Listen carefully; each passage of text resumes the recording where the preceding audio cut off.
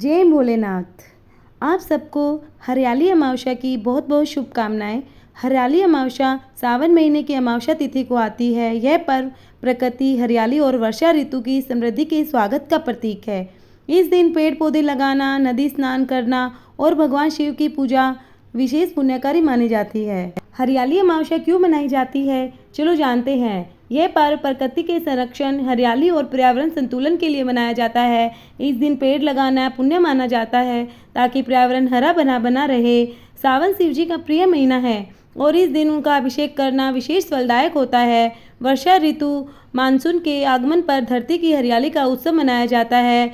बहुत सी स्त्रियां इस व्रत को करती है। सुबह में स्नान करके स्वच्छ कपड़े पहने जाते हैं। शिवलिंग पर जल, दूध, बेलपत्र, धतूरा चढ़ाया जाता है। ओम नमः शिवाय का जाप किया जाता है। किसी नदी, तालाब या कुएं में स्नान करें और पीपल, तुलसी, आम, बरगद जैसे पौधों में विशेष शुभ होते हैं। गरीबों को भोजन व वस्त्र देना भी बहुत अच्छा माना जाता है।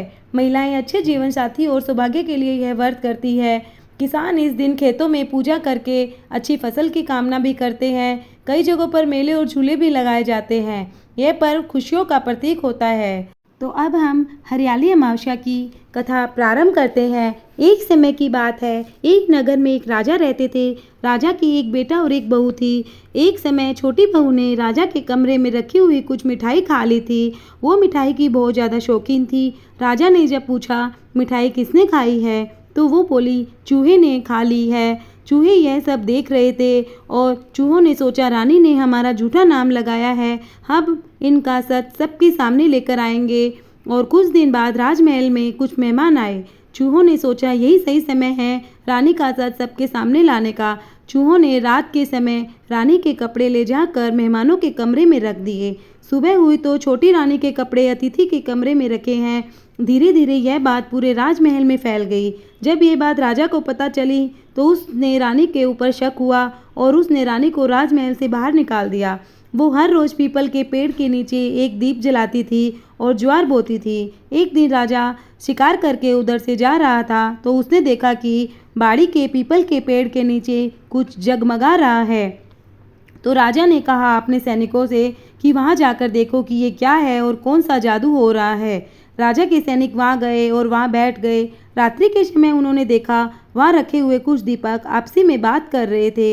एक दीपक दूसरे दीपक से कहने लगा, तुम कहाँ से हो? दीपक बोला, मैं राजा के महल से हूँ। छोटी रानी रोज यहाँ आकर पीपल के पेड़ के नीचे दीपक जलाती थी। आज हरियाली अमावस्या है तो वो दीपक जलाने नहीं आई क्योंकि राजा ने छोटी रानी को महल से निकाल दिया है। तब दूसरे दीपक ने पूछा, राजा ने छोटी रानी को महल से क्यों निकाला? तब राजा के महल के दीपक ने जवाब दिया, छोटी रानी ने राजा के कक्ष में रखी कुछ मिठाई खा ली थी और पूछने पर उन्होंने चूहों का नाम लगा दिया था। छोटी रानी का सच सामने लाने के लिए चूहों ने छोटी रानी के वस्त्र अतिथि के कमरे में रख दिए। फिर रानी पर इल्जाम लगा। फिर राजा ने रानी को महल से निकाल दिया। इसीलिए आज मैं सुना हूँ। जब सैनिकों ने ये बात सुनी तो उन्होंने राजा के पास जाकर सारी बातें सही सही बता दी। यह सुनकर राजा ने रानी को महल में वापस बुला लिया और छोटी रानी ने पीपल के पेड़ के नीचे दीप जलाने का नियम फिर से शुरू कर दिया।